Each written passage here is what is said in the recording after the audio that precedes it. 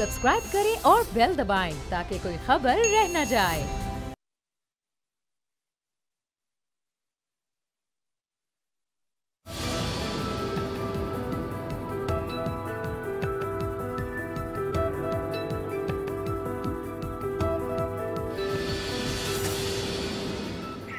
अस्सलाम वालेकुम व्यूअर्स, मैं हूं आपके साथ अमीर अब्बास और आप देख रहे हैं तब्दीली। हमारी सियासत चूँकि पोलराइजेशन और नफ़रत का शिकार हो चुकी है, तो बाज़ औक़ात सियासत के इन पेचीदा मसाइल को समझने के लिए किसी हल्के फुल्के अंदाज का सहारा लेना पड़ता है। मेरे साथ मौजूद हैं पाकिस्तान तहरीक इंसाफ के ऑनरेबल रुकन कौमी असम्बली फ़ारूक हबीब साहब, पार्लिमानी सेक्रेटरी भी हैं।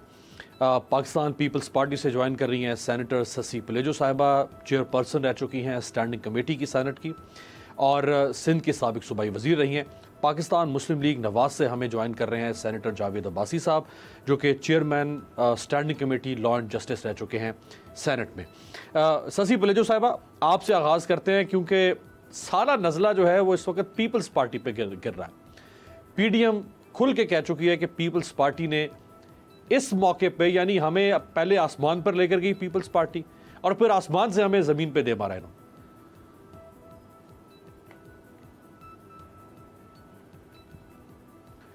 चलें दोबारा कनेक्ट करें, शायद लाइन डिस्कनेक्ट हो गई है। फ़ारूक हबीब साहब, ये दिसंबर में इन्होंने शुरू करना था, फिर दिसंबर से इन्होंने कहा कि सर्दी बहुत है, हम इसको मार्च में लेके जाएंगे, बाहर का मौसम होगा।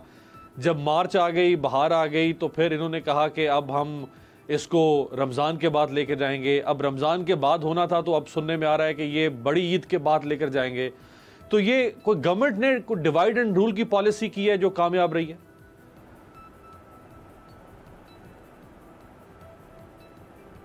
देखिए, बात यह है कि लगता है ये PDM की तहरीक नहीं है, ये कोई किस्तों की दुकान है कि हर चीज़ जो है इनकी एक साथ के अंदर सामने आ रही है, कोई इनके हतमी सर पाँव ही नहीं है। जो असल चीज़ हुई है अमीर अब्बास साहब, वो देखने वाली है। उसमें जो काम जरदारी साहब ने नून लीग के साथ किया है कि किस अंदाज से इतनी जल्दी को टिशू पेपर यूज़ करके नहीं फेंकता जितनी जल्दी उन्होंने इनको इस्तेमाल किया। आप ये देखें कि बिलावल को छोटा भाई बना लिया मरियम ने, क्या क्या तगोदो नहीं की उन्होंने। जाके घड़ी खुदा बख्श के अंदर उन्होंने जिए भुट्टो के नारे लगा रहे हैं, फूलों पे जाकर फूल चढ़ाए जा रहे हैं, एक दूसरे के साथ शीरो शक्कर हो रहे हैं। उसके बाद जो 80 सीटों वाली PMLN, जिसके पास अपोजिशन में सबसे ज़्यादा बड़ी जमात कौमी असम्बली में, उस यूसुफ रज़ा गिलानी जिसको नवाज शरीफ ने अपील दायर करके कोर्ट से नाहल करवाया था, उतरो कुर्सी से नीचे, $60 मिलियन नवाज शरीफ के आसिफ अली जरदारी के आप छुपाने के लिए ख़त नहीं लिख रहे, उसी को उन्होंने सेनेटर बनवाने के लिए मरियम सफदर अवान ने अपना ज़मीनों आसमान का एक कर दिए, एरी चोटी का जोर लगा दिया। कहती हैं मैंने टिकटों की कमिटमेंट भी कर दी पकड़ के, वोट की खरीदो फरोख्त के अंदर भी उन्होंने अपना हिस्सा बढ़ चढ़ के डाला। बदले में क्या मिला? नवाज शरीफ को वापस लेकर आओ, इसहाक डार को वापस लेकर आओ। वो भाई उन्होंने इनको सादा सा मामला ये कहा है कि हमने अपनी सियासत अलग करनी है, हमने ना कौमी असम्बली से इस्तीफ़े देने हैं ना सिंध से इस्तीफ़े देने हैं। अब जो है ना ये इधर के राइट के हैं ना ये लेफ्ट के हैं, ये तो इस टाइम सख्ते के अंदर हैं। और इस्तीफ़े इनकी इस्तीफ़े छेड़ बन चुके हैं। इनके इस्तीफ़े तो इनके अपने जो रिश्ते में इनके जेठ लगते हैं कैप्टन सफदर के भाई, उन्होंने इस्तीफ़ा नहीं दिया था इनके कहने के ऊपर। कोई रुकने कौमी असम्बली सूबाई असम्बली जो मुंतखब होकर आता है, क्या वो इनकी चोरी बचाने के लिए अपने इस्तीफ़े दे देगा अवाम के मैंडेट के ऊपर? ये तो होना ही नहीं था।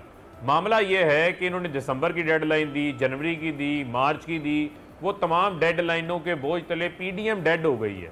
और फजलुर रहमान साहब ने दुनिया की मुख्तसर तरीन प्रेस कॉन्फ्रेंस की, Guinness book of world record में उनका नाम दर्ज होना चाहिए। और मायूसी उनके चेहरे के ऊपर थी कि 26 मार्च का लॉन्ग मार्च जो है वो मुलतवी समझा जाए। ये उनको आवाज़ें मारते रह गए, वो नहीं आए। अब मामला ये है कि जरदारी साहब ने इनको बताया कि घसीटना किसको कहते हैं। अब ये आपस में दस्तो गिरेबान हुए हैं, नून से शीन लैदा हो चुकी है। मीडिया की रिपोर्टों के मुताबिक जो है वो वीडियो बाहर आ गई है जिसमें हमजा शहबाज और मरियम की खुल्लम खुल्ला जो है वो एक दूसरे के साथ लड़ाई हो चुकी है। जरदारी साहब ने फ़ोन किया नवाज शरीफ को, तो इसहाक डार गुस्से से बोले, उनका राब्ता नहीं हो सका। तो ये PDM का जो है वो खात्मा हो चुका है।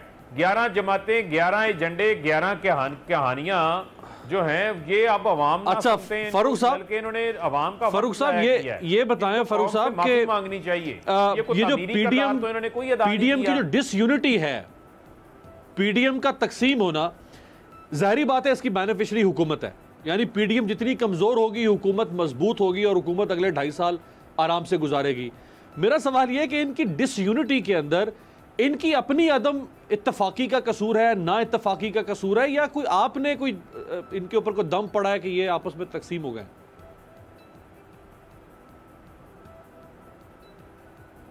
देखिए बात यह है कि इन्होंने एक दूसरे के खिलाफ खुद स्कोर सेटल करने हैं। वो जिस वीडियो का मैं हवाला दे रहा हूं जो बाहर आई है, वो मीडिया से जो रिपोर्ट्स हैं उसके मुताबिक वो ये कहते हैं वो जरदारी साहब ने भी देखी है, जिनके बारे में ये ज़ुबान इस्तेमाल कर रहे थे उल्टी सीधी। उन्होंने ये एक इंटरव्यू में कहा हुआ है कि जो बिच्छू का काम है वो काटना है, ये काटते हैं, जब ये मुश्किल में होते हैं घुटने पकड़ लेते हैं, जब ये मुश्किल में होते हैं तगड़े होते हैं तो गिरेबान पकड़ लेते हैं। ये जरदारी साहब के इंटरव्यूज़ हैं, लिहाजा इनका आपस में एक दूसरे के ऊपर इत्मीनान का बहुत ज़्यादा फुकदान है, ट्रस्ट डेफिसिट है। और मामला ये है कि किस तरीके से PMLN का जो है वो पंजाब के 4-5 ज़िलों में रह गई है, पीपल्स पार्टी सिंध के अंदर रह गई है कंटेन होके, तो इनका कोई वफाक का जो सेटअप था वो इनका डे बाय डे श्रिंक होता जा रहा है। अब मामला ये है कि फजल रहमान साहब तो सिस्टम से बाहर रह गए, उनको तो ना चेयरमैन कश्मीर कमेटी मिली ना वजारतें मिली, उनका दाल दलिया दाल पानी बंद हो गया जो चलाते थे वो हमेशा। अब उनको भी ये प्रॉब्लम थी, ऊपर से इनके करप्शन के केसेस के ऊपर कार्रवाई हो रही है। पहले ये मुकमुका कर लिया करते थे, ये इनका कॉमन पॉइंट था इकट्ठा होने का, लेकिन उसके बावजूद जब ये सीफों वाला मामला कह रहे हैं तो सिंध हुकूमत कौन छोड़ेगा? जरदारी साहब तो नहीं छोड़ेंगे, नवाज शरीफ के लिए तो नहीं छोड़ेंगे, मुझे नहीं लगता छोड़ेंगे। आप भी जर्नलिस्ट हैं, पॉलिटिक्स को काफ़ी देर से कवर कर रहे हैं, काफ़ी करीब से देख रहे हैं, तो ये एक दूसरे के साथ मुखलस नहीं है। और बात यह है अमीर अब्बास साहब, जब तहरीकें चलती हैं तो वो अवाम के जोर पे चलती हैं, और दूसरा ये है कि वो अपनी एक लीडरशिप होती है, एक क़यादत होती है। यहाँ पर एक का मुंह मशरिक की जानिब है, एक का मगरिब की जानिब है, ये कैसे आगे चल सकती है? और दूसरा ये है कि लोग इनकी चोरी बचाने के लिए निकलेंगे।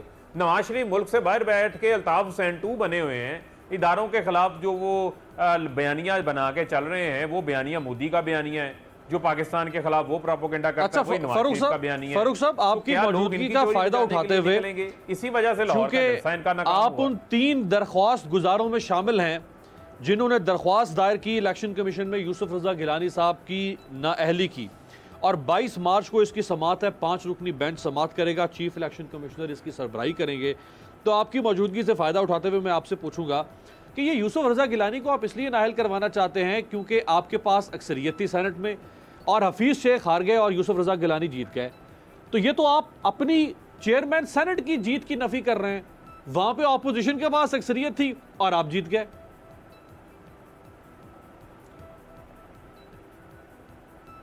नहीं अमीर बात यह है कि जब आप कहते हैं कि अपोजिशन की अक्सरियत थी, तो भाई मेरे आप ये देखें कि अगर अपोजिशन की अक्सरियत वहाँ पर थी तो वहाँ पर आप ये देखें कि 49 वोट सादिक संजरानी के निकल रहे हैं। आप अगर उसकी कैलकुलेशंस के ऊपर चले जाएं तो उसमें बड़ा वाज़ेह इसहाक़ वहाँ मौजूद नहीं थे, जमात इस्लामी जो है वो अब्सटेन कर रही थी। उसके अलावा जो है वो बलूचिस्तान से एक सेनेटर हैं, वो बाप पार्टी के साथ उनके ताउन से मुंतखब होकर आए थे। कुछ लोगों ने इनकी खुल के मुखालफत की। बाकी हमने तो नहीं कहा था कि आप अपने वोट ज़ाया कर दें, वोट तो इनके लोगों ने ज़ाया किए। वो अली हैदर गिलानी की वीडियो लगता है PDM के व्हाट्सएप ग्रुप में शेयर हो गई थी, उन्होंने भी वो तरीका सीख लिया। जहाँ तक रही बात गिलानी साहब के केस के हवाले से, तो हम तो डे 1 से कह रहे थे कि ओपन एंड ट्रेसेबल बैलेट करवाएं। सुप्रीम कोर्ट में तो हम गए थे, ये तो अपनी COD के अंदर की हुई बात से मुकर चुके थे, ये तो उसकी मुखालफत कर रहे थे, ये तो करप्ट प्रैक्टिसेस के मुहाफिज बने हुए थे, ये तो उसके तहफ़्फ़ुज़ में जाकर सुप्रीम कोर्ट में दलाइल देते रहे, इन्होंने तो खुल के उसकी मुखालफत की। आप देखें ना, हमारे 7 वोट ज़ाया हुए, उसके अलावा जो बाकी वोट हैं 180 में से 7 निकाल दें तो 173 मिलने चाहिए थे हफीज़ शेख को, लेकिन उसको 164 मिलते हैं। तो बाकी वोट जो खरीदो फरोख्त की गई वो भी तो किसी खाते में डलने हैं ना। अब्दुल गफूर हैदरी को 44 हो गए और आपके डिप्टी चेयरमैन के 54 हो गए, उधर भी तो गिनती कर लेना आप।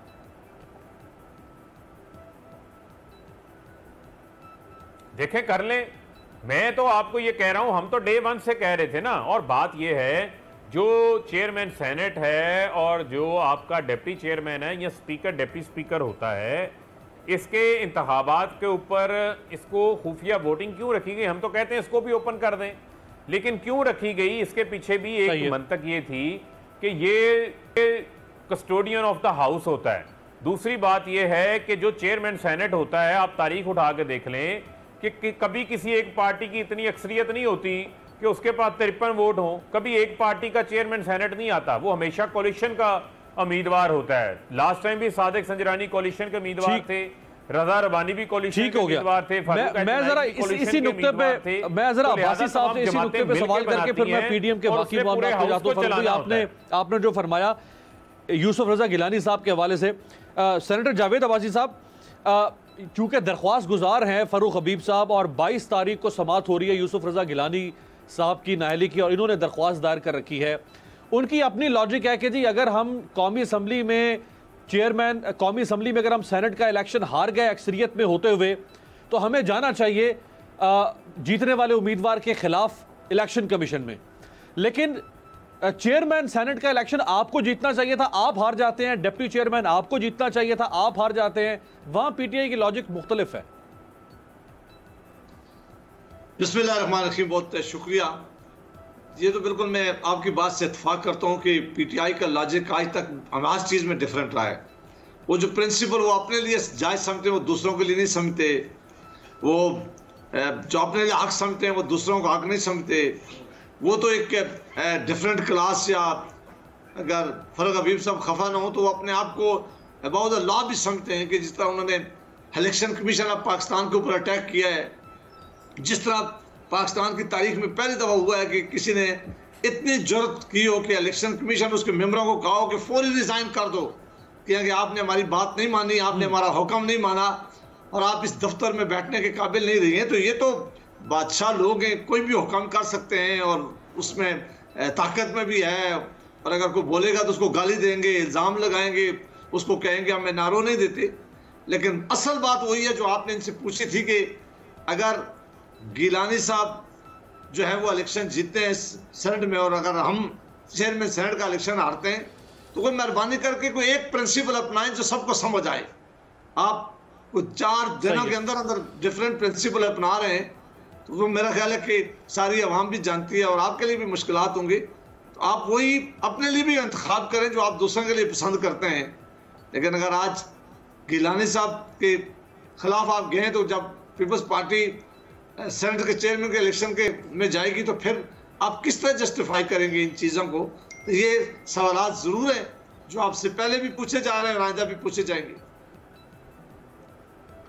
राइट फारूक साहब, जरा दोबारा इस पे कंफ्यूजन क्लियर करें ना। मैं फिर शशि साहिबा के पास जाऊंगा कि देखिए एक ही यार्ड स्टिक होनी चाहिए ना, एक पैमाना होना चाहिए, वरना लोग कहेंगे तो मुनाफकत है। यानी सीधी सी बात है कि कौमी असम्बली में आपके पास सीटें ज्यादा थी, आपका उम्मीदवार हार गया, आप समझते हैं कि हमें यूसुफ रजा गिलानी को चैलेंज करना चाहिए, बिल्कुल ठीक है। लेकिन फिर चेयरमैन सेनेट और डिप्टी चेयरमैन सेनेट भी तो पीडीएम का बनना चाहिए था ना, फिर उधर भी तो चैलेंज होना चाहिए सर। फिर वो अगर वो आपके खिलाफ चैलेंज कर देते हैं तो फिर आप मानेंगे उनके उस फैसले को? देखें, एक अमीर बात यह है कि ये चैलेंज कर लें। मैं आपके सामने 2 चीज़ें रखना चाहता हूं, थोड़ा आपको इसका डिफरेंस समझना पड़ेगा। देखें, जो सेनेट का इलेक्शन सेनेटर मुंतखब होते हैं वो इलेक्शन एक्ट 2017 के तहत होते हैं। उसका इलेक्शन कमीशन कराता है भाई मेरे। वो आर्टिकल 218(3) अगर पढ़ लें तो करप्ट प्रैक्टिसेस को गार्ड इलेक्शन कमीशन ने करना है। उसकी शिकें बड़ी वाज़ेह हैं, उसके अंदर लिखी हुई हैं। दूसरी बात यह है कि वो सिंगल ट्रांसफरेबल वोट होता है, प्रोपोर्शनेट नुमाइंदगी के ऊपर लोग आते हैं। हर सूबे के अंदर मेंबरान की तादाद अलग अलग है। बलूचिस्तान में 8 मेंबरान के ऊपर एक सेनेटर मुंतखब हो जाता है, KPK के अंदर अलग है, पंजाब में अलग है। इसी तरीके से जब चेयरमैन का और डिप्टी चेयरमैन का या स्पीकर डिप्टी स्पीकर का इलेक्शन होता है तो वो इलेक्शन जो है सेनेट के रूल्स, बिजनेस रूल्स के सेक्शन 9 के मुताबिक होता है, उसकी शिकों के तहत होता है, आइन के आर्टिकल 60 के तहत होता है। यानी कि उसका इलेक्शन एक्ट के साथ, इलेक्शन कमीशन के साथ कोई ताल्लुक नहीं है। लिहाजा उसमें सेनेटर्स अपना चेयरमैन और डिप्टी चेयरमैन यानी हाउस का मुंतखब करते हैं। उसके अंदर जो है जो सेनेटर मुंतखब करने के जो असूल लागू होते हैं वो उसके ऊपर लागू नहीं होते, लिहाजा इसको जो है वो क्लैरिफाई कर लें। फिर अगर आपकी बात के ऊपर ही आ जाएं तो आप इनसे हमें ये जवाब लेके दे दें, और या आप इनसे ये पूछ लें कि भाई आप ओपन एंड ट्रेसेबल बैलेट की मुखालफत क्यों करते रहे? आप उस वक्त आ जाते टेबल पर, आप कहते नहीं इसको भी ओपन कर लेते, आज ये उसके बेनिफिशियरी होते। चले उन्होंने तो सजा भुगत ली ना, अगर वो शो ऑफ हैंड की मुखालफत कर रहे थे फारूक भाई तो उन्होंने सजा भुगत ली, उनका चेयरमैन भी हार गया, उनका डेप्यूटी चेयरमैन भी हार गया।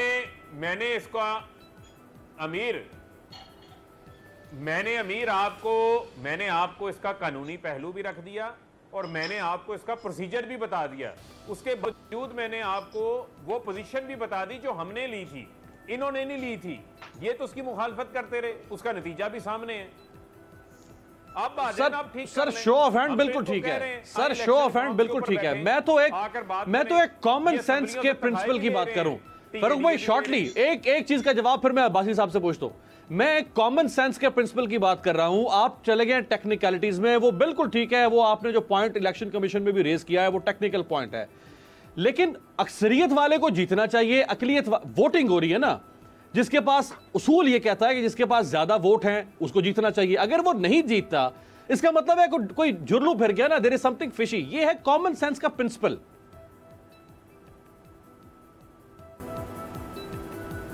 देखें बात ये, फिर मैं आपको ये कह रहा हूं कि सादिक संजरानी कोलिशन के उम्मीदवार थे भाई मेरे, क्या हो गया आपको? दूसरी बात ये है जो पीडीएम की आपकी कौमी असम्बली में वज़ीर आज़म इमरान खान के हवाले से जो इनका इत्तेहाद था, जो शिद्दत थी, वो सादिक संजरानी के हवाले से नहीं थी। कंपेयर ना करें आप उधर के इलेक्शन को इधर के इलेक्शन को, जमीन और आसमान का फर्क है। ये मेरे भाई जावेद अब्बासी साहब बैठे हैं, ठीक है, संजरानी के मामलात वहां पर ऑपोजिशन के साथ भी बहुत अच्छे हैं, फिर बलोचिस्तान के सेनेटर्स भी आए हैं, तो वो मामला डिफरेंट है। सही है, वो कौमी असम्बली वाली ठीक है।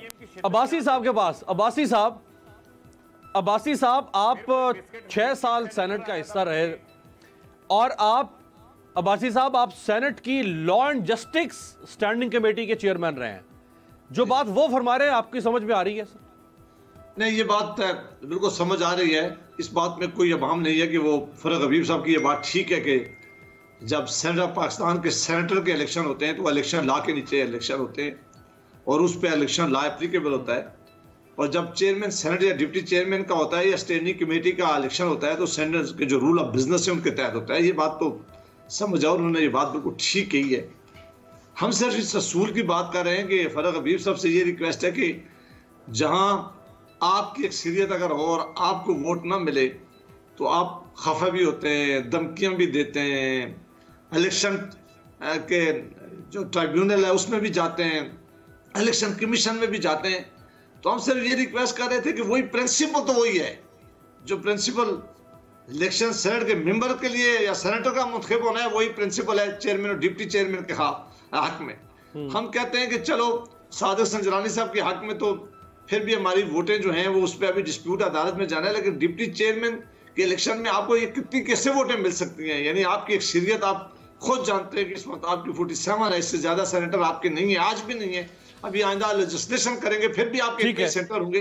अच्छा, तो जब अब्बासी साहब एक और नुक्ता, अब्बासी साहब एक और नुक्ता पर उठता है जी। अब्बासी साहब उन्होंने फरमाया फारूक साहब ने कि चेयरमैन सेनेट का इलेक्शन होता है सेनेट रूल्स ऑफ बिजनेस के तहत। आप इस बात की तायीद कर रहे हैं, अगर ये सेनेट रूल्स ऑफ बिजनेस के तहत हो रहा है तो फिर जो आपका चेयरमैन हारा है यानी यूसुफ रजा गिलानी साहब, तो आप ही की साथी पीपल्स पार्टी कहती है हम इसको जाके हाई कोर्ट या सुप्रीम कोर्ट में चैलेंज करेंगे। तो अगर ये सेनेट रूल्स ऑफ बिजनेस है तो फिर आप चैलेंज भी नहीं कर सकते। नहीं, ये जरा डिफरेंट मामला है, ये हम किसी ट्राइब्यूनल में नहीं जा रहे चैलेंज करने के लिए। ट्राइब्यूनल में अगर जाते तो या इलेक्शन कमीशन में आप जाते तो फिर आपकी बात मानी जा सकती थी। जो जुरिस्डिक्शन है हाई कोर्ट की उसमें कोई चीज भी चैलेंज किया जा सकता है, उसके लिए कोई बार नहीं है, वो चैलेंज हो सकेगा, वो चैलेंज होगा। उसके बाद डिस्कशन होगी कि क्या ये प्रोसीडिंग सेनेट ऑफ पाकिस्तान की प्रोसीडिंग थे या इलेक्शन जो उस वक्त हो रहा था चेयरमैन का, क्या वो हाउस मुकम्मल था कि हाउस नहीं मुकम्मल था, क्या ये वाकई वही प्रोसीडिंग है जिनको आइन की आर्टिकल ने भी एक प्रोटेक्शन दी हुई है, रूल ऑफ बिजनेस में भी है। तो ये डिस्कशन तो जरूर जाकर हाई कोर्ट में होगी, लेकिन हाई कोर्ट के पास जुरिस्डिक्शन है, जुरिस्डिक्शन उस पर चैलेंज किया जा सकता है। राइट, एक ब्रेक शामिल करते हैं आपकी इजाजत से। ब्रेक से वापस आते हैं तो इस वक्त कहां खड़ी है पीडीएम का? क्या शराजा बिखर चुका है?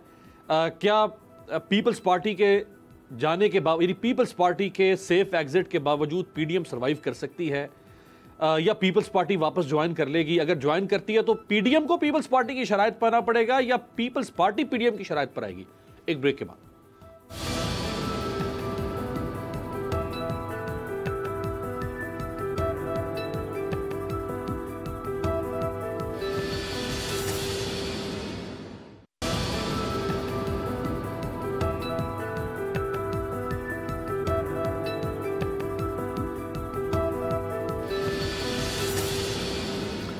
ब्रेक के बाद खुशामदेद। पीडीएम इस वक्त कहां खड़ी है उस पर बात करते हैं। सेनेटर जावेद अब्बासी साहब सारा नज़ला गिरा दिया है पीपल्स पार्टी के ऊपर। पीपल्स पार्टी का बड़ा प्रिंसिपल स्टांस रहा है हमेशा से, वो कहते हैं हम सिस्टम में रह के फाइट करेंगे। हाँ, हम इमरान खान को बल्कि सिलेक्टेड की जो इस्तिलाह है वो तो कोई नहीं बिलावल साहब ने की थी। वो कहते हैं हाँ, हम हुकूमत को भी नहीं मानते, इस हुकूमत को गिराना भी चाहते हैं, लेकिन सिस्टम से बाहर निकल के नहीं गिराएंगे। देखिए, ये बात आपने जो बिल्कुल ठीक कही है कि ये पाकिस्तान पीपल्स पार्टी का एक बड़े अरसे से वो इस बात के कायल करते रहे दूसरी जमातों का। बहुत सारी जमातों को ये ख्याल था कि सेनेट से इलेक्शन से पहले ही हम रिजाइन कर दें, और अगर हम रिजाइन कर देंगे तो हुकूमत के लिए बाई इलेक्शन कराना मुमकिन नहीं है, और न फिर वो सेनेट का इलेक्शन करा सकेंगे, क्योंकि अगर इलेक्टोरल कॉलेज जो है वो इनकम्प्लीट होगा तो उनके लिए ये मुश्किलात ज़रूर होंगी। लिहाजा अगर सेनेट का इलेक्शन भी वो करवाना चाहेंगे भी तो उनके लिए मुमकिन नहीं होगा। लेकिन उस वक्त पाकिस्तान पीपल्स पार्टी ने ये आर्गूमेंट दिया, जो स्ट्रांग आर्गूमेंट था। उन्होंने कहा कि नहीं, हमें सेनेट एक परमानेंट अदारा है, हमें इसके इलेक्शन तक इंतजार करना चाहिए, इसमें शामिल होना चाहिए, और दरमियान में अगर कोई बाई इलेक्शन आए तो उन पर भी हिस्सा लेना चाहिए। ये इलेक्शन के बाद फिर सारी सियासी जो जमातें पीडीएम के नीचे वो बैठी हैं, उन्होंने सबका फैसला किया कि अब हम लॉन्ग मार्च में जाना चाह रहे हैं। लॉन्ग मार्च बड़ा ज़्यादा इफेक्टिव तब ही होगा जब इन असम्बलियों के बारे में अगर हम कहते हैं कि जालीज हैं, हम इनको मानते नहीं हैं, अगर जो सिलेक्टेड का लफ्ज़ आपने इस्तेमाल किया है वो मैं तो ये हमेशा अगर करते हैं तो फिर आप किस तरह जाकर वहाँ बैठेंगे, वहाँ किस तरह जाकर फिर आप मार्च करेंगे, लोगों को किस तरह कन्विंस करेंगे। तो ये बेहतरीन वक्त है कि लॉन्ग मार्च को इफेक्टिव बनाने के लिए हम सबको रिजाइन करके फिर लॉन्ग मार्च में एंटर होना चाहिए, और ये आखिरी जंग होगी हमारी और हुकूमत के दरमियान, और फिर हुकूमत के लिए बाई इलेक्शन किसी सूरत मुमकिन नहीं होगा। तो पाकिस्तान सारा जो है वो इलेक्शन में जाएगा, और उसके बाद पाकिस्तान के लोग हैं जिसको बेहतर समझेंगे कि उसको उसका इंतखाब करेंगे। तो ये दूसरी जमातों का ख्याल था, अभी भी है। बड़ा स्ट्रांग उन्होंने कोशिश की है कि पीपल पार्टी को कन्विंस करने के लिए। पीपल पार्टी के पास अपने भी स्ट्रांग रीजन है, वो एक बड़ी जमात है, सियासी जमात है, वो उनके अपनी जाहिर है उनकी अपना सोच है, वो अपने सोच के साथ फैसले करते हैं। लेकिन उनका ख्याल था कि अब्बासी साहब एक तजाद अब्बासी साहब हमें नजर आ रहा है, एक तजाद नजर आ रहा है। वो ये कि एक तरफ आप NA 75 का इलेक्शन चाहते हैं जी, जिमनी इलेक्शन हो और पूरे हल्के में इलेक्शन हो, और आप सुप्रीम कोर्ट में कंटेस्ट कर रहे हैं। कल तक इसकी समाअत हुई है, पीटीआई का कैंडिडेट कह रहे हैं कि नहीं जी उन 20 पोलिंग स्टेशन पे होना चाहिए, आप कहते हैं नहीं पूरे हल्के में इलेक्शन हो। फिर आपने बाकी सारे जिमनी इलेक्शन भी कंटेस्ट किए हैं। अभी आप NA 249 कराची का इलेक्शन भी कंटेस्ट कर रहे हैं जो फैसल वाडा साहब ने छोड़ा है। एक तरफ आप इलेक्शन पर इलेक्शन लड़ी जा रहे हैं, दूसरी तरफ आप कहते हैं हमने इस्तीफे दे देना है। तो ये तो तजाद नहीं कॉल ऑफ फेयर में सर।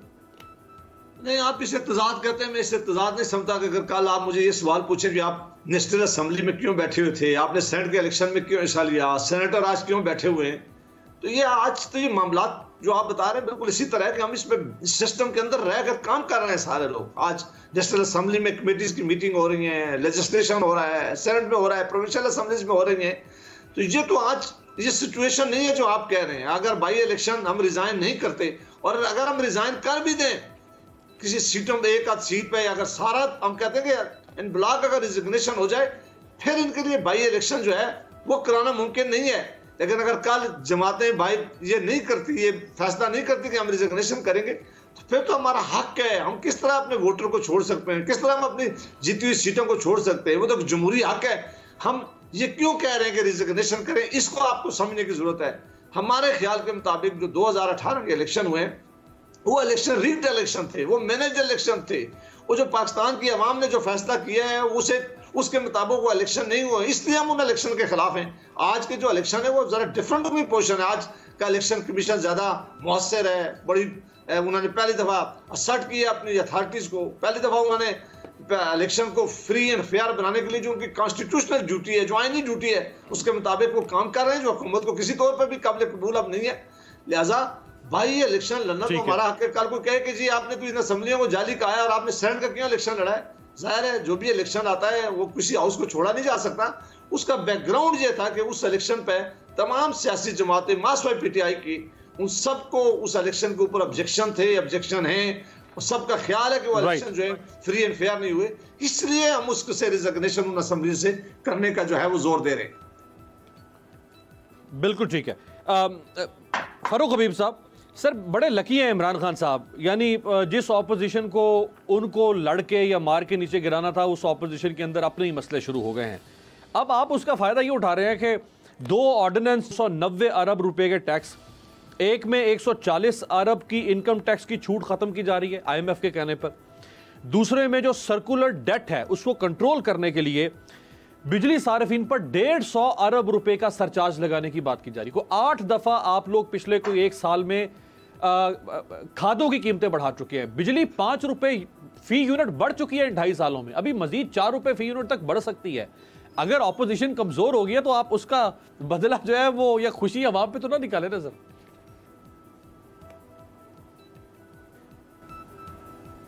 देखिए बात यह है कि ऑपोजिशन का कमज़ोर होना या तगड़ा होना मामला नहीं है अमीर साहब। हमें हर चीज़ को उसकी सतह के ऊपर नहीं देखना, उसकी डेप्थ में जाकर देखना है। देखें हुआ क्या है इस मुल्क के साथ। आज मुल्क के अंदर बिजली की जो ज़रूरत है वो 25,000 मेगावाट है, यानी अगले 5, 7, 10 साल तक मैक्सिमम ज़रूरत हमारी 30,000 मेगावाट होगी। 50,000 मेगावाट की ये इंस्टॉल्ड कैपेसिटी लगा के गए हैं, जिसमें इन्होंने किक बैक्स ली हैं, इनकी पार्टनरशिपें हैं उनके अंदर, जिसमें इन्होंने पैसे बनाएंगी। जो टीटियाँ निकली हैं 25 अरब रुपए की शहबाज शरीफ की, ये उन्हीं किक बैक्स का नतीजा है। अब आप ये देखें कि महंगे बिजली के मायदे किए, आपने जो है वो पन बिजली के मंसूबे नहीं लगाए। आज 50 साल पुराना मंसूबा जो मोमन डैम है उसके ऊपर तेज़ी से काम हो रहा है। 800 मेगावाट पन बिजली पैदा होगी, 18,000 एकड़ ज़मीन पानी मिलेगा। पेशावर को रीजन में सैलाब को रोका जा सकेगा। अरबों रुपए की जो है वो पानी के ऊपर जो खर्च होते थे उसकी सालाना बचत होगी। ये मंसूबे इन्होंने क्यों नहीं बनाए? आज भाषा डैम के ऊपर जो है वो दिया मीर भाषा डैम के ऊपर काम हुआ है, 4500 मेगावाट वहाँ से आएगी। आज हम विंड के प्रोजेक्ट्स लगा रहे हैं, आज हम सोलर को इनकरेज कर रहे हैं, आज हम रीनिगोशिएट कर रहे हैं। जो रेट ऑफ रिटर्न डॉलर के अंदर था, पाकिस्तानी इन्वेस्टर्स भी डॉलर्स में रिटर्न ले रहे थे, वो इनकी खराबियों को आज एक एक करके हम ठीक कर रहे हैं। ट्रांसमिशन के निज़ाम में हमने 7,000 मेगावाट की इंस्टॉल्ड कैपेसिटी लगाई 50 अरब रुपए खर्च करके। अब जब महंगी बिजली होगी, महंगी बिजली बनेगी, आप कब तक सस्ती बिजली देंगे? अल्टीमेटली सर्कुलर डेट भी तो किसी ने अदा करना है, वो भी बोझ अवाम के ऊपर है। ये इनके किए गए गलत फैसलों का खमियाजा अवाम भुगत रही है। ये इनकी कमजोर होनी तगड़े होने की बात नहीं है, इनको तो सियासत छोड़ देनी चाहिए। बिल्कुल ठीक तो कहना चाहिए कि चलिए, लेकिन फारूक भाई एक और बात करते हैं जी, हम फारूक भाई ठीक करेंगे, हमें मौका दे। एक मिनट अमीर साहब, एक मिनट आप फरमा रहे हैं हमें मौका दें, हम मुल्क को ठीक करेंगे। और भाई खराब किसने किया था? 40 साल तो आपने मुल्क को खराब किया, अब कौन सी रॉकेट साइंस है आप ठीक करेंगे? खुद आप भगोड़े बन के मुल्क से बाहर बैठे हुए हैं, बैठ के वहां से जो है वो अल्ताफ सैन 2 बने हुए हैं, यहाँ बैठ के आप कहते हैं मुल्क ठीक करेंगे। ये चैलेंजेस हमें दरपेश हैं। आज हम इकोनॉमी को ठीक कर रहे हैं, लार्ज स्केल मैन्युफैक्चरिंग में इजाफा हो रहा है, एक्सपोर्ट्स में इजाफा हो रहा है, रुपया दोबारा से तगड़ा हो गया, 168 से 156 पे आ गया, फॉरेन रेमिटेंसेस के अंदर इजाफा हो रहा है, फॉरेन रिजर्व्स हमारे स्टेबल है, वेल्थ क्रिएशन हो रही है। आज लंदन में फ्लैट नहीं बन रहे, आज गरीब और मजदूर के फ्लैट बन रहे हैं भाई मेरे अमीर अब्बास साहब, जो इमरान खान ने इस्लामाबाद के अंदर तकसीम किए हैं। आज कोविड वैक्सीनेशन लग रही है, बेहतरीन इंतजाम हैं, बदतरीन नाकदीन उसकी तारीफ कर रहे हैं। अच्छा चले इमरान खान, चले यही बता दें, चले अच्छा दो सवाल फारूक साहब, 2 सवाल। आपने कहा कि गर्दिशी कर्जा जो है आखिर किसी ने तो उतारना है ना, और गर्दिशी कर्जा उतारने का मतलब यह है कि जारी बात है पैसे इकट्ठे होंगे तो गर्दिशी कर्जा उतरेगा। तो ये जो जब आप आए थे तो शायद को 1200 अरब रुपए का गर्दिशी कर्जा था, इस वक्त वो 2400 अरब एनर्जी सेक्टर का गर्दिशी कर्जा पहुंच गया, 2400 अरब। और बिजली भी महंगी हो गई, गैस भी महंगी हो गई। तो आप जब बिजली और गैस महंगी कर रहे थे 2.5 सालों में, आप कह रहे थे कि हम इसलिए महंगा कर रहे हैं कि हम गर्दिशी कर्जा खत्म करना चाहते हैं, लेकिन गर्दिशी कर्जा 1200 से बढ़ के 2400 अरब हो गया। तो अब आपका महंगा करना जस्टिफाई कैसे हो सकता है जब साथ साथ कर्जा भी बढ़ता जा रहा है? मैं 1 मिनट, मैं आपको इसकी सादा मिसाल देना चाहता हूँ कि ये एक गाड़ी जो है ना, उसको जो स्पोर्ट्स कार है, ये उसको 400 की स्पीड पे चला के गए हैं और उसकी बाद में ब्रेकें भी फेल करके गए हैं कि वो गाड़ी जो है वो फौरी किसी से रुक ना सके। और भाई मेरे 450 अरब रुपए का सर्कुलर डेट था, इनके ऊपर जो इन्होंने आते साथ कहा हमने अदा कर दिया बगैर ऑडिट के, उसके बाद 1200 पे ये छोड़ के गए। जो ये 5वें गियर पे गाड़ी 400 की स्पीड पे छोड़ के गए हैं, उसको रुकने में टाइम लगेगा। फिर मैं आपको कह रहा हूं यहां पर कैपेसिटी चार्जेस भी ऐड होते हैं कि आप बिजली ले रहे हैं या नहीं ले रहे। 50,000 मेगावाट की इंस्टॉल्ड कैपेसिटी मौजूद है, उसको आपने कैपेसिटी चार्जेस भी देने हैं, वो भी आपके सर्कुलर डेट के अंदर ऐड हो जाती है। फिर आपका एनर्जी मिक्स ठीक नहीं है, आपने जो है वो नए कुएं तलाश नहीं की है, आपको महंगी LNG बाहर से आप LNG खरीदते हैं। वो तो शुक्र है कि हमने इनसे 30% सस्ता मायदा किया है इनके साथ। इन्होंने जो है 2 टर्मिनल लगा के गए थे, अब मेन नए प्राइवेट सेक्टर टर्मिनल लगा रहा है। वो प्राइवेट सेक्टर जो टर्मिनल लगाता है, आपको पता नहीं कि उसको कितनी कैपेसिटी पेमेंट देनी पड़ती है। डेली की 8 करोड़ रुपया कैपेसिटी पेमेंट उन 2 टर्मिनल्स को देनी पड़ती है। आज जो हमने मायदा किया वो तो लग रहा है प्राइवेट सेक्टर लगा रहा है, कोई डेली की कैपेसिटी पेमेंट नहीं देनी पड़ेगी। ये मुल्क को तबाह करके गए हैं, जगह जगह माइंस लगा के गए हैं, जहां पावर रखो वहां पे नया बम निकल आता है बाहर। आज वही सागडार मुल्क से बाहर बैठा हुआ है, ये हमसे आगे इकोनॉमी की परफॉर्मेंस की बातें करते हैं। भाईजान ये चैलेंजेस हैं, ये चैलेंजेस एक दिन में ठीक होने वाले नहीं है। अगर आपने किसी एक शो पे जो मुकदमात इनके खिलाफ रखे, पता चले ये जो मुकदमात इनके खिलाफ कायम हो रहे हैं, मैं जरा रेलवे के साथ, मैं जरा वो उन मुकदमात के ऊपर भी बात करना चाहूँ। अभी मियां जावेद लतीफ साहब के खिलाफ मुकदमा दर्ज कर लिया गया है। इससे पहले जब गुजरांवाला में जलसा हुआ, जब लाहौर में जलसा हुआ, तो उन जलसों से पहले भी नून लीग की पंजाब में लीडरशिप के खिलाफ मुकदमा दर्ज हुए।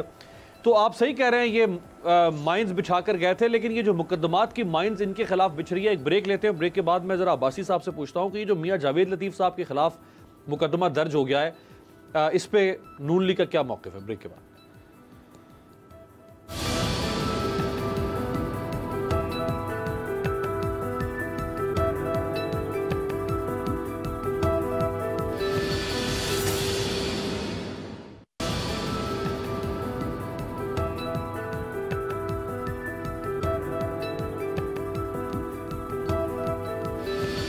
ब्रेक के बाद खुशामदीद। सेनेटर जावेद अब्बासी साहब, काफ़ी मुकदमात इस हुकूमत के दौर में पंजाब हुकूमत ने आपकी लीडरशिप के खिलाफ दर्ज किए। जैसे मैंने ब्रेक से पहले जिक्र किया, गुजरांवाला में जब जलसा हुआ PDM का, उससे पहले मुकदमात दर्ज हुए। फिर जब लाहौर में 13 दिसंबर का जलसा था तो उससे पहले मुकदमात दर्ज हुए। अभी ये मियां जावेद लतीफ़ साहब के खिलाफ मुकदमा दर्ज हुआ है। तो मियां जावेद लतीफ़ साहब को तो आपकी पार्टी की अपनी मेन स्ट्रीम लीडरशिप ने जो है वो आइसोलेट कर दिया इस केस में। शाहिद खाकान अब्बासी साहब ने कहा कि इन्होंने गलत बात की है, राना तनवीर साहब ने कहा इन्होंने गलत बात की है। तो ये क्यों नहीं माजरत कर लेते इस पे, टीवी पे आके माफी मांग ले कौम से कि हाँ हो जाती है स्लिप ऑफ टंग, गलती हो गई जज्बात में। मैं आपके सवाल के जवाब से पहले जो आपने एक सवाल किया था फरूक हबीब साहब से, उन्होंने बड़ी एक लंबी तकरीर की है।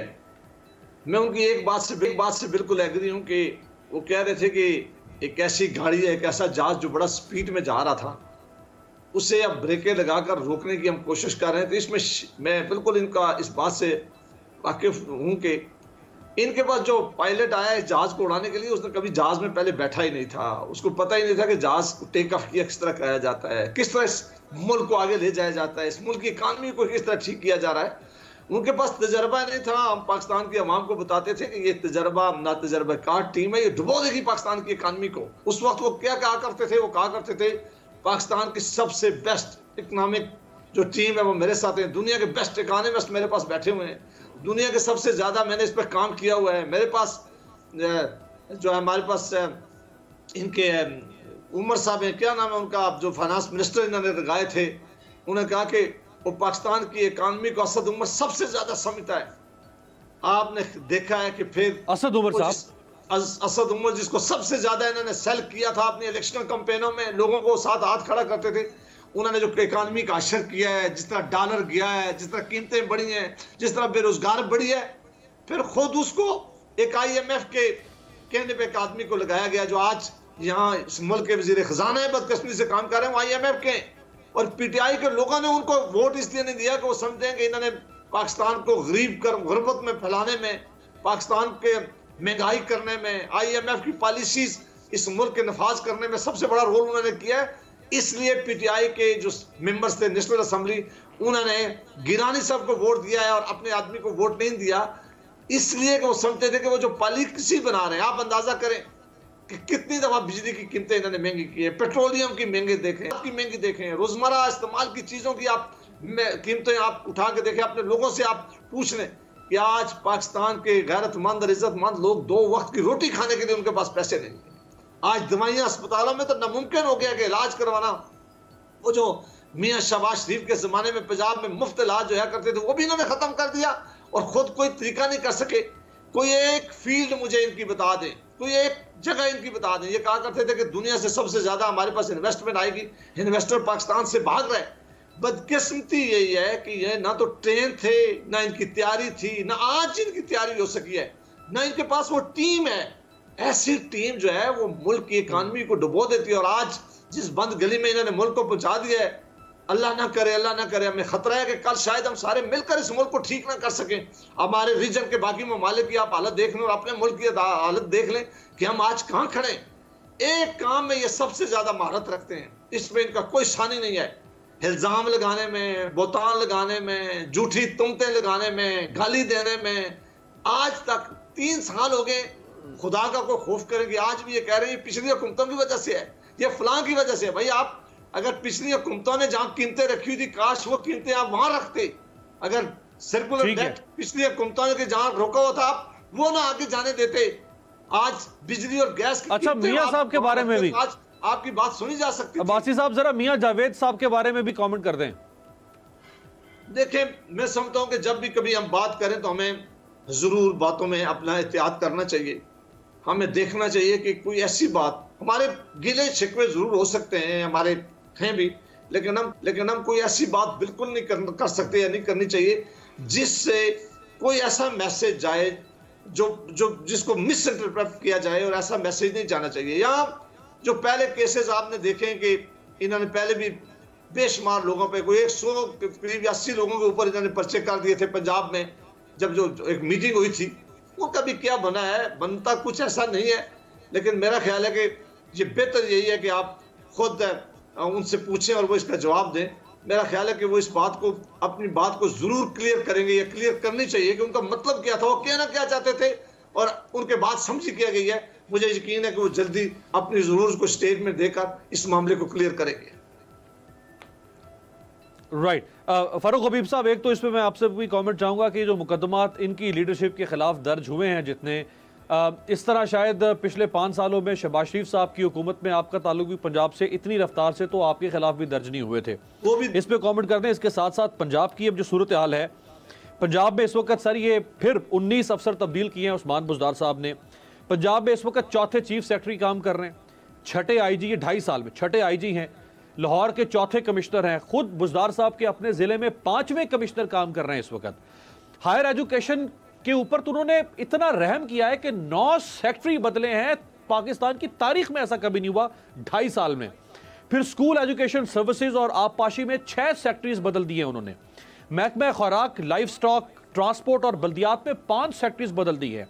महकमा माहौलियात और एक्साइज के सेक्रेटरी 4 बार तब्दील हुए हैं ये 2.5 साल में। अभी बाकी महकमे तो छोड़ दें सर, अभी 2.5 साल बाकी में अगर यही होता रहा तो फिर क्या गवर्नेंस होगी पंजाब में?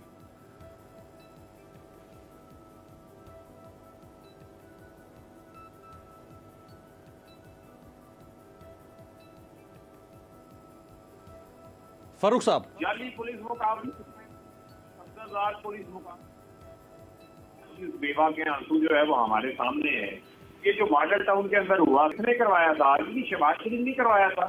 फिर आप बात करते हैं कि मुकदमा दर्ज नहीं हो। भाई मेरे 4 मुकदमा तो मेरे ऊपर दर्ज हुए, 7A के लिए कि मुझे दहशतगर्द बना दिया, मैं अपने राइट्स के लिए गांधी के खिलाफ राज कर रहा था।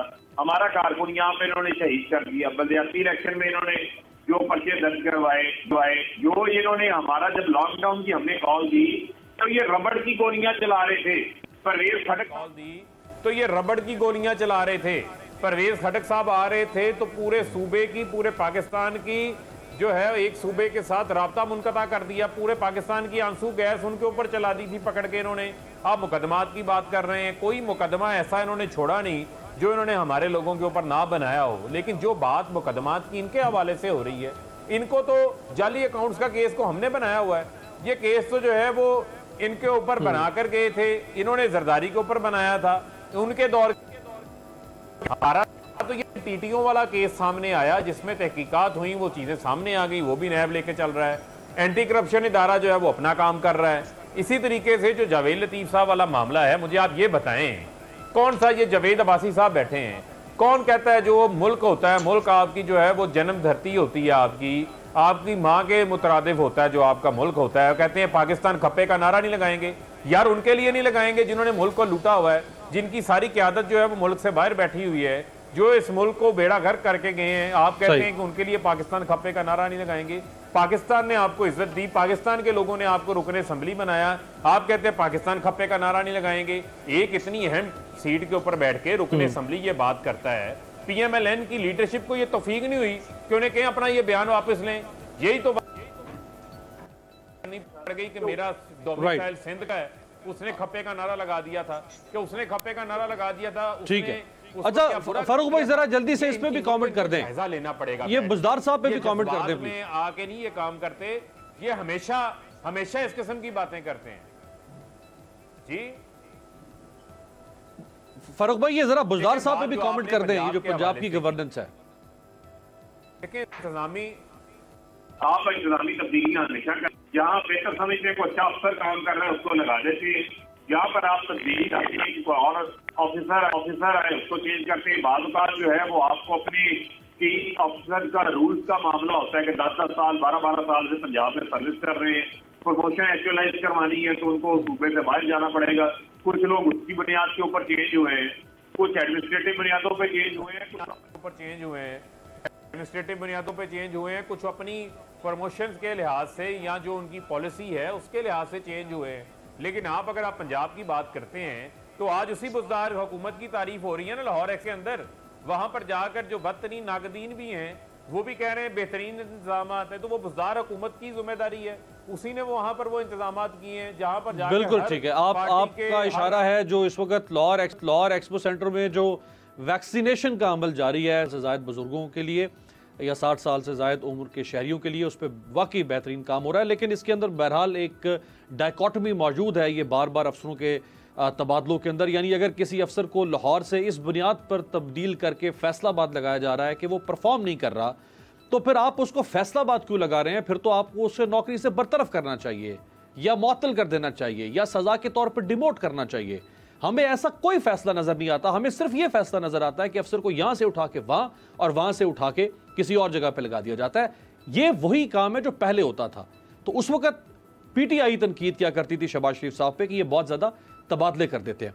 बहुत शुक्रिया दोनों मेहमानों का, आपसे मुलाकात होगी कल, देखते रहिएगा तब्दीली।